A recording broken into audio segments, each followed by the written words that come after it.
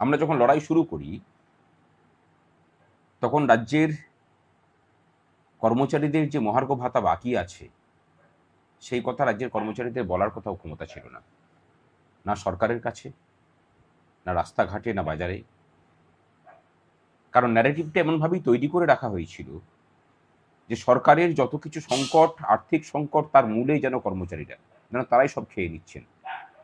কর্মচারীরাও যে পরিশ্রম করে রাজ্যটাকে চালান, সরকারটাকে চালিয়ে নিয়ে যান, মানুষের কাছে পরিষেবা পৌঁছে দেন, এবং তাদের পরিশ্রমের বিনিময়ে আইনসঙ্গতভাবে তাদের সঠিক পারিশ্রমিক পাওয়াটাও যে আইন স্বীকৃত অধিকার, সেটাকে ভুলিয়ে দেওয়া হয়েছিল। তার আগে পর্যন্ত পশ্চিমবঙ্গের যা কিছু কর্মচারী আন্দোলন ছিল তার মধ্যে কোনো না কোনো দল রাজনীতির অনুপ্রবেশ ছিল, বা দল রাজনীতির লোকেরাই সেই সব আন্দোলনগুলোকে কন্ট্রোল করেছেন। তার ফলশ্রুতিতে কি হতো, যখন নির্বাচন আসতো, নির্বাচনের সময় কর্মচারীরা তখন নিজেদের দাবি দাওয়াকে সিন্দুকের মধ্যে তালাবন্দি করে নিজের নিজের পছন্দের দলের স্বার্থ রক্ষা করার জন্য নেমে পড়তেন। আমরা আসার পরে অনশন শুরু করা, বিগত 3.5 বছর ধরে যেসব আন্দোলন আমরা করেছি, কোনো বিরোধী দলের ক্ষমতা হয়নি সেই সব জায়গাতে গিয়ে আন্দোলন করার। আমি একদম দায়িত্ব নিয়ে কথাটা বলছি।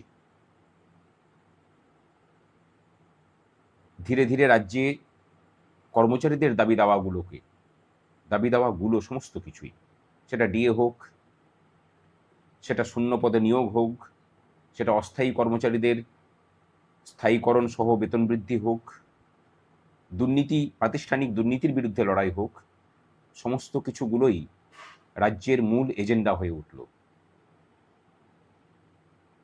আমরা কিন্তু প্রথমে সুপ্রিম কোর্টে যে ডিএ মামলা চলছিল সেখানে আমরা যোগদান করিনি। আমরা মনে করেছিলাম যারা মামলাকারী সংগঠন আছেন তারাই এই বিষয়টাকে দেখভাল করতে পারবেন। এরপরে যখন সেটা হলো না তখন আমরা বাধ্য হয়ে সেখানে যোগদান করলাম, এবং আমরা যখন যোগদান করতে গেলাম তখন সেখানে দুটো কর্মচারী সংগঠন, কনফেডারেশন অফ গভর্নমেন্ট এমপ্লয়িজ এবং ইউনিটি ফোরাম, তারা তাদের আইনজীবীদেরকে দিয়ে আমরা যাতে যুক্ত হতে না পারি তার বিরোধিতা করলেন। যদিও মাননীয় বিচারপতিরা সেই বিরোধিতাকে আমল না দিয়ে আমাদেরকে যুক্ত করলেন। আমরা গোপাল সুব্রমণিয়ামজিকে নিয়ে মামলায় যুক্ত হলাম। গোপাল সুব্রমণিয়ামজির হাত ধরেই এই মামলায় আমরা ঐতিহাসিক জয় পেলাম। জয় পাওয়ার পরই আমরা আবার আন্দোলনে নামলাম। কেন না, সুপ্রিম কোর্টের রায়কে ইমপ্লিমেন্ট করাতে হবে। ধর্মঘট, রাস্তা অবরোধ, কলকাতাকে প্রায় অবরুদ্ধ করে রাখা হয়েছিল 4 ঘন্টা। তারপরে একটা নোটিফিকেশন এলো,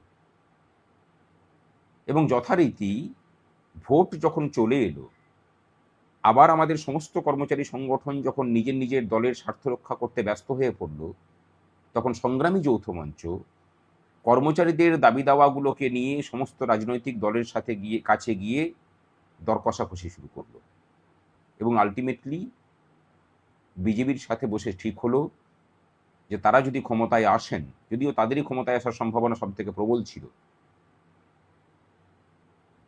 ক্ষমতায় এলে তারা আমাদের দাবি দাওয়াগুলোকে মিটিয়ে দেবেন, এবং সেই মতো তারা প্রধানমন্ত্রী বক্তব্য রাখলেন, কেন্দ্রীয় গৃহমন্ত্রী বক্তব্য রাখলেন, তাদের সংকল্পপত্রে স্থান দিলেন। বর্তমান মুখ্যমন্ত্রী যখন বিরোধী দলনেতা তখন তিনি বক্তব্য রাখলেন, যদিও তিনি এই আন্দোলনের সাথে দীর্ঘদিন থেকে আছেন। আলটিমেটলি আমরা সরকার চেঞ্জ হলো, কর্মচারীদের প্রতি সরকারের দৃষ্টিভঙ্গির বদল ঘটল। আর এই সরকার বদলের পর থেকেই একদল কর্মচারী যারা মূলত দলীয় স্বার্থ রক্ষা করার জন্য কর্মচারী সংগঠনটা করেন, তাদের কাছে কর্মচারী সংগঠন হচ্ছে দলীয় স্বার্থ রক্ষা করার একটা হাতিয়ার, কর্মচারীদের স্বার্থ রক্ষা করা নয়। তারা বলতে শুরু করলেন যে সংগ্রামী যৌথ মঞ্চ তো এই সরকারের পুতুল হয়ে গেছে। দেখুন, সংগ্রামী যৌথ মঞ্চ প্রথম দিন থেকেই বিশ্বাস করে এসেছে যে আলোচনার মাধ্যমে সমাধান সূত্র বের করা প্রয়োজন। আমরা অন্তত 50টা চিঠি মাননীয় তৎকালীন মুখ্যমন্ত্রী তাকে লিখেছিলাম। আমরা লিখে পরে বলেছিলাম যে আলোচনায় বসতে চাই, কোনোদিন আমল দেননি। আলটিমেটলি কি হয়েছে, তাকে চলে যেতে হয়েছে, কারণ কর্মচারীদের সাথে লড়াই করে কেউ টিকে থাকে না। আলোচনায় বসা হলো। আমার মনে আছে যেদিন সুপ্রিম কোর্টের রায় এলো, বর্তমান মুখ্যমন্ত্রীর সাথে ফোনে যখন কথা হচ্ছিল, তিনি বললেন যে সরকার পরিবর্তন করুন, আমরা সব মিটিয়ে দেব।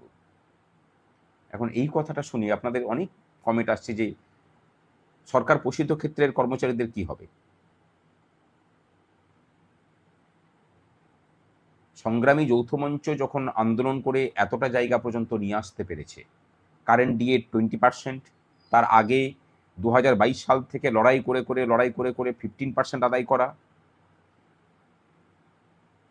বকেয়া ডিএ আদায় করা, তার হিসেবটুকুগুলোকে ঠিক করানোর জন্য কাজ করা, ডিএ মামলার মধ্যে গ্রান্ট ইন এডের কর্মচারীদেরকে যুক্ত করা, সমস্ত কিছু কিন্তু সংগ্রামী যৌথ মঞ্চ করেছে দায়িত্ব নিয়ে। ভরসা রাখুন, সরকারের সাথে যে আলোচনা হয়েছে সেই আলোচনাতে সরকার প্রতিশ্রুতি দিয়েছেন যে গ্রান্ট ইন এড এবং কর্মচারীদের মধ্যে কোনো বিভেদ করা হবে না, আমাদেরকে অর্থ জোগাড় করতে দিন, আমরা গ্রান্ট ইন এডের কর্মচারীদেরও বকেয়া ডিএ মিটিয়ে দেব। লাস্ট দিন যেদিন আমরা বসেছিলাম, মাননীয় মুখ্যমন্ত্রীর হাত ধরেই সেই বৈঠক হয়েছে, তারই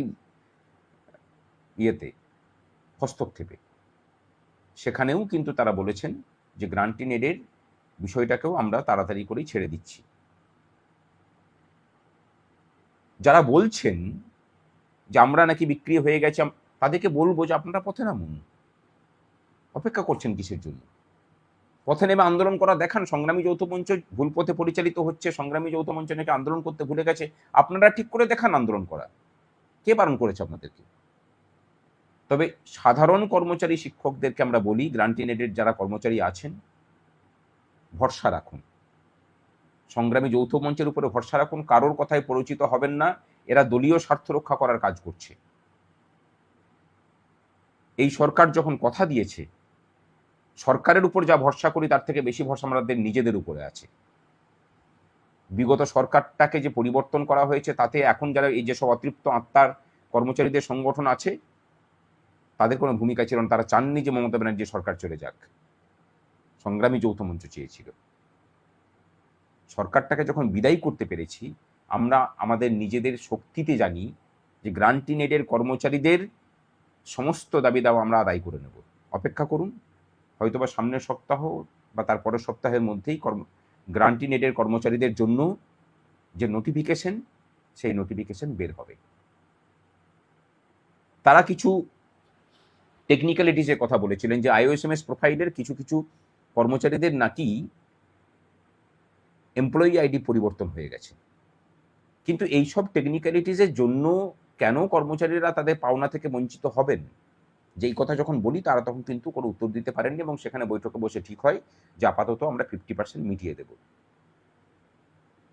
যদি না মেটাবে, অসুবিধা কি আছে? আগামী 22 তারিখ বা 23 তারিখে সুপ্রিম কোর্টে শুনানি আছে, সেখানে আমরা